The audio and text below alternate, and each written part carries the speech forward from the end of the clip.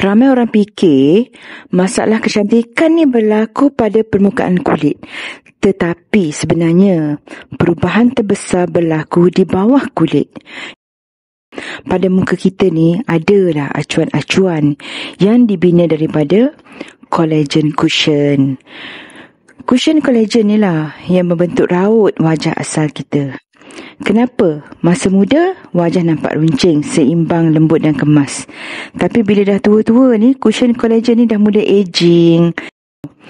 Mungkin dia mengembang, menyebabkan wajah nampak kembang dan lebar. Dia boleh mengecut, memberi kesan cengkung ataupun jatuh.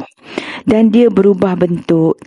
Sebab tu kadang-kadang, kalau jumpa dengan kawan lama, ada yang sampai tak boleh nak cam wajah asal. Dia dah hilang.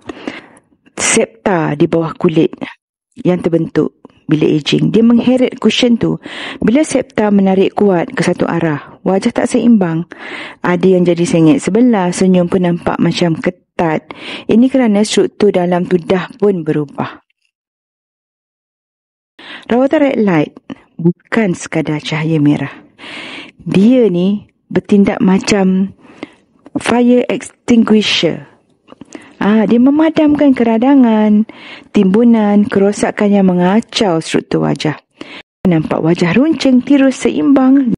Sebab itulah red light memberi hasil wajah kembali kepada diri anda yang asal, bukannya mengubah wajah.